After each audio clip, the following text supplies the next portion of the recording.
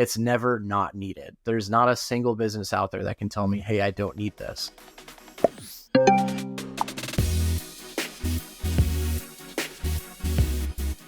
Hey, Channel Insiders. Welcome back to Channel Insider Partner POV. I'm your host, Katie Bavoso, and today I'm interviewing Josh Hohbein, Information Security Lead at managed services provider centrexIT. Josh and I explore his company's approach to compliance and why it's so important for customers to understand and invest in it, especially if cybersecurity measures are compromised. As you'll hear, a proper compliance model can be the difference between a few hours of downtime for a business or a few weeks. Welcome, Josh. Hey, glad to be here. Thanks for having me on. So glad to have you here. Really excited for everything we're going to dig into today. First of all, though, talk to me about your role at centrexIT and also tell me a little bit about centrexIT itself. Yeah, absolutely. So centrexIT, we are a managed service provider based out of San Diego area.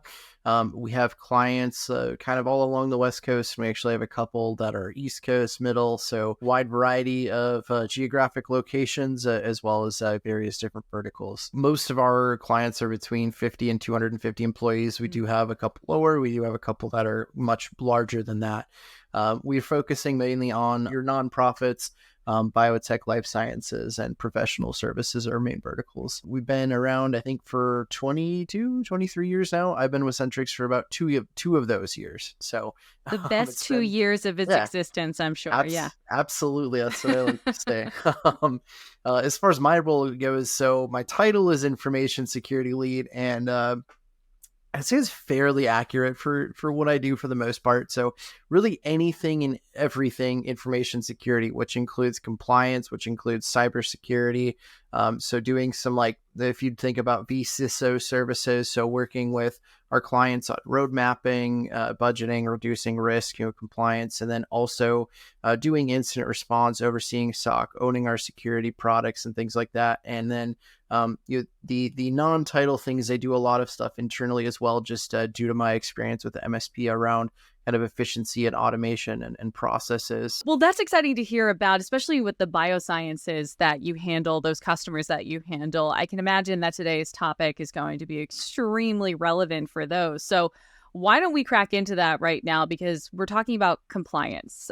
First of all, since you're the expert here, would you mind for our audience defining compliance for me? When we talk about it in terms of IT, what exactly is it? So what really comes down to what I think of compliance is basically complying with regulatory requirements or some sort of security framework. So again, depending on the client, they may or may not have to follow such things like FTC safeguards or even CMMC.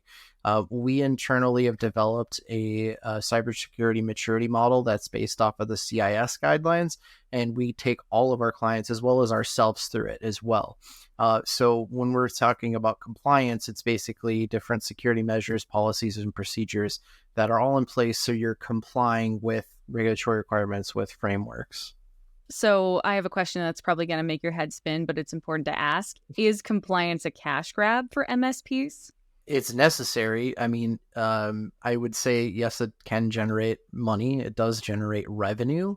But at the same time, the role of an MSP, we're no longer the break fix, the computer, hey, fix my computer, fix my network. We are trusted service providers and trusted security providers. So we're going to be the first people that our clients ask when it comes to these things. Maybe that question is, hey, isn't this something that you guys take care of for me? But the role of the MSP has definitely evolved. I mean, I've been in the MSP industry for almost 20 years. I mean, I'm at 17, 18 now. And I mean, it's vastly different now in the things that we're expected to know and to have. So I don't think it's a cash grab. I mean, it's not going away. Yes, it generates revenue, but it's not a get rich overnight thing, Talk to me about your cybersecurity model at centrexIT. How does compliance fall into that maturity model? Yeah. So again, with our cybersecurity maturity model, we took the CIS controls as well as industry standard cybersecurity insurance requirements. So when you go through and you're filling out those forms of cyber insurance, do you have this? Do you have this? Do you have this in place? What we did is instead of going in through and saying, hey, we're going to align you to the CIS standards, there's like 150 different controls, right? And no one cares about it. No one cares about the controls. They just want to make sure that their stuff works and it's up and going. So we made a simplified version, and it's a very easy to follow 5-stage process where it says, hey, at level 1, here are the controls you need. Here's level 2, here's level 3, 4, etc. And our goal is to get all of our clients to at least level 3. We're requiring that for all clients, regardless of vertical. And then once we get there, we can look at what regulatory requirements, does it make sense to invest more to lower the risk? Because like I always say, you wouldn't put a $1,000 fence around a $100 horse. You want to make sure your investment is actually worthwhile. And as part of that, there are compliance things. There are policies and procedures that need to be put into place, such as designated security officer, having an incident response plan, a disaster recovery plan, business continuity plan, wire transfer protocols, things like that in place. And again, we at the MSP are saying, hey, you need these things, but we're getting that information because cyber insurance is requiring it in order to be covered, in order to have better coverage, have better claims. Or again, your CIS framework, Center for Internet Security, says this is a best practice. And they're made up of a whole bunch of different people in the industry working together to make those, right? So although it is kind of our own system, it is borrowed, and then we're just trying to make it simpler. So that way the people who, you give the presentation to, and they don't really care about the controls. Again, they just say, I just make this work. Like, cool, okay, this is what we need. Very simple to digest, and then you always know what the next step are. So, hey, how do we mature? What does our budget look like? Well, let's look at the model. And hey, next quarter we're going to focus on these controls so we can slowly make you more maturity over time. Can a client say, no, I don't want to pay for, or no, I don't want to deal with the compliance part? Is that an option they have, or will you literally not take them on if they don't want to do it? The answer is it depends, right? Every client should have cyber insurance, and yeah, you can get cyber insurance without certain compliance and policies in place. But if you have a disaster recovery plan, business continuity plan, etc., incident response plan documented, you have one in place, you're testing it. We've seen, and obviously we're not an insurance company, but we do work closely with various ones. We've seen that they can get better coverage or lower premiums, or maybe it's the same premium, but they're able to get higher levels of coverage for that. And let's just take insurance out of there. There's also industry comparisons and numbers that show, well, when these things happen, because it's not a matter of if, it is a matter of when you have these incidences happen, you're going to experience downtime. And that downtime can be, well, I can't access the systems, or this person can't work, or this person can't look at their email, all the way to reputational harm, or various other soft costs. And it showed that if you have a disaster recovery policy or an incident response plan, if you have those things documented, you can reduce your downtime, because every hour, every day that you're down, I mean, you can look at, well, what's your gross revenue for a year? You divide that by however many hours you're working in a year. Well, that's your downtime for an hour. So if you're down for 2 weeks, that's 80 hours you're down. That's a lot of money, right? And if we can reduce that by X amount just by having a policy, a document that we can turn to, because again, when these incidents happen, we need to know exactly what to do. And there's 2 times to do it. Is you can do it beforehand, where you make the policy and you train on it, or you can do it while everything's on fire and try to figure out where this is going and wasting time because you don't have it. It's never not needed. There's not a single business out there that can tell me, hey, I don't need this. You can say you don't want it, but you should have it. You need it. You talked about in there how there is inevitably going to be some sort of downtime or some sort of situation in which there will need to be addressed. The cybersecurity of a company might need to be addressed. And that was one of my questions that I wanted to ask. If a client is still breached, does that mean the compliance model failed? And as you said right there, it doesn't, because there's a difference in getting you back up in a day or getting you back up in 2 weeks. And it's all about how you make that plan. Yeah, we say again, it's not a matter of if it's going to happen, it's a matter of when. So we can put all these things in place to try to prevent it. Yes, that should be done. We want to focus on making sure it's prevented, but when it does happen, we want to be able to recover as quickly as possible and limit the blast radius. And all of the things that we do, all the preventive action is to do that because it's going to happen, but we need to be able to alert to it very quickly, respond to it, and recover from it as quickly as possible to reduce that downtime. You've mentioned cyber insurance a few times and that you don't necessarily provide it because you're not a cyber insurance company, but you do have ones that you would suggest. So just based on the recommendations of ones that you go back to time and time again or tell your clients to take a look into, what are some of the top things that they should be looking for when they do partner with a cyber insurance company? So we partner mostly with Fifthwall Insurance, who is a absolutely fantastic MSP insurance partnership. They're focused and specialized only in cyber insurance and E&O policies.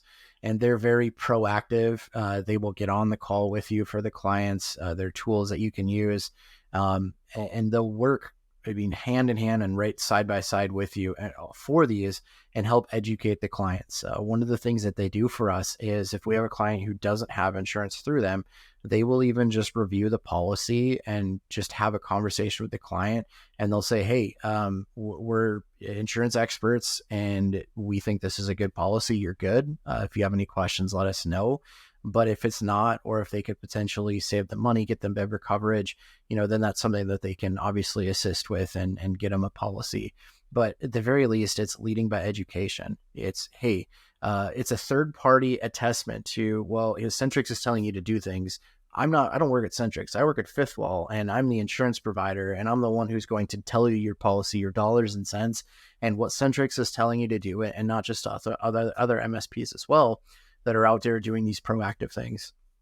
They can say, hey, what they're telling you to do is what you should be doing. So not only are they educating the client, making sure that they're covered, but they're also a partner for the MSP as well, saying, hey, if they're telling you to do this security project or this product or solution, you should do it. It might cost you up front to Centrix or the MSP, but then you're going to save money in the back end. Mm.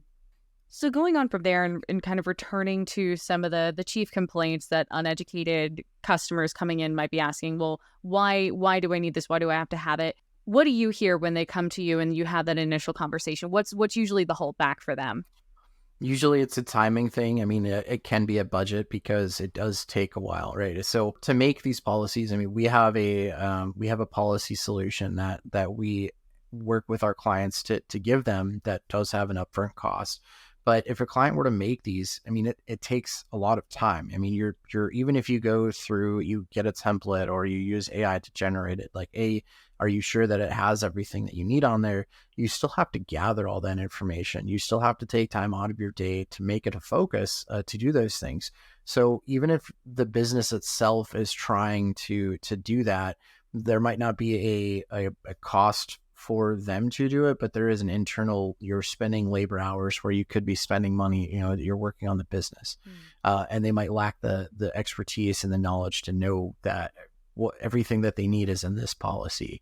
And then again, if they try, hiring us or other compliance as a service providers that come into there obviously is a cost. So then, you have to figure out, budget for it or outweigh, because again, it's one of those things where it doesn't get you an instant result like, hey, we installed this security software, it's blocking these things, right? It's, hey, we have a plan, it's a piece of paper. It's like, well, I spent thousands of dollars for this piece of paper, not realizing the impact of actually having that, and when these things happen, they're reducing the downtime. So I mean, I've definitely heard both, like, it's time, it's money are very common objections to the compliance side.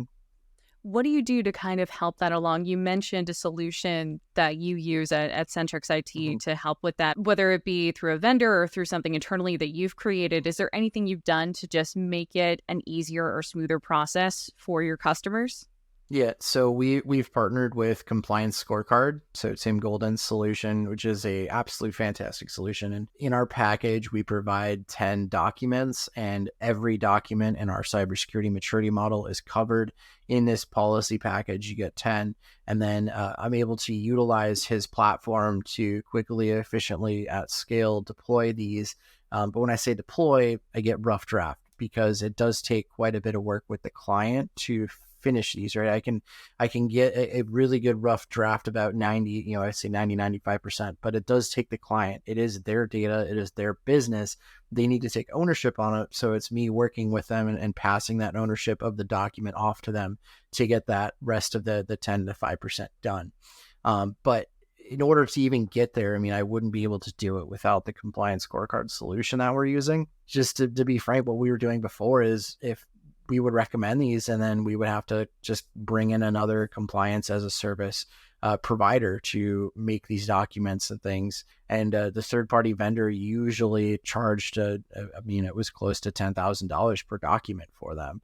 And it's money on the table that we're able to have now, and to kind of continue to build that relationship with our clients by providing these and having the conversations. Because when we're building these incident response plans and the disaster recovery and things, we also get a better and deeper insight into the client's environments and how we can help them better. Has AI become something that, oh no, you laugh. Has AI become something that's impacted your job or the conversations that you're having with clients? Well, I mean, there's really fun ones where you can like have them make pictures and you can like make songs with. So, it's plenty of time wasted on those. But as far as when it comes to the business, I mean, you can have them assist with some of these things. The more conversation we have clients who are curious about, well, how can I have this help me, or how can this be more efficient? Their employees may be using ChatGPT or Gemini or what other ones out there, and they're kind of struggling to keep up with it. Well, how do I know like what information I'm putting in? Because there's horror stories of like, even on the tech side, somebody puts in, hey, I have a FortiGate firewall and I need to convert the config to SonicWall. So they'll put the config file with all of the proprietary information into it, and the AI it's a large language model. So it's learning on what you put into it. So now you've just put all of this proprietary information into a large language model that it now has that information other people can ask and somehow get it out of there.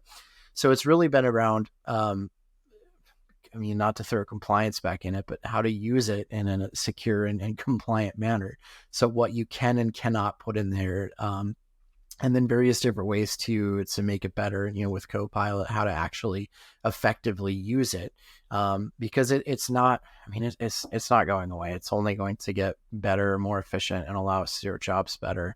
So the conversations have really been, hey, make sure that your stuff is actually locked down, because when you throw Copilot in there, it could, depending on the settings, potentially see everything that's within the tenant. So if you have access to SharePoint files and stuff that you aren't supposed to and you didn't know about it, and you ask it to query these things, well, now it can grab this data. So making sure that you're ready for those things, and you have DLP policies in place, and making sure that your data is segmented, knowing where it lives, who has access to it, and then you can open it up and know that people aren't going to see what they shouldn't see.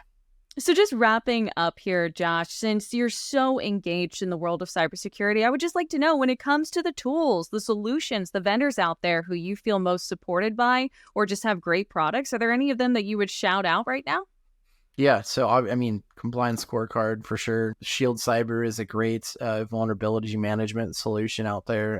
They're kind of up and coming on that side of things. They started on the pen testing side, but they do have a really cool product that not only shows you the CVEs, so how bad guys can get or threat actors can get in, what they can exploit to try to get into your environment. But then once they're in there, what do they do next? It's usually privilege escalation, lateral movement. Their tool shows, hey, this is how they can get in. And then once they're getting in, this is how they can move around and make things worse. If we want to learn more about centrexIT, or if we want to reach out to you, where can we go? Yeah, you can go to our website, centrexIT.com, or we're also on LinkedIn. I'm on LinkedIn as well. And if you guys are in any of the Discord communities, there's MSP Geek. There is the Tech Degenerates, MSP Media Network. I'm on those, as well as the Reddit RMSP, pretty active in there. So try to be a little bit of everywhere. So easy to find me. Thank you so much. Thanks so much to Josh for joining me today, and thank you for watching or listening. Check out all episodes of Channel Insider Partner POV on channelinsider.com, or check us out on YouTube at youtube.com/channelinsider_news and trends. You can also listen to us as a podcast on your favorite podcast listening platform.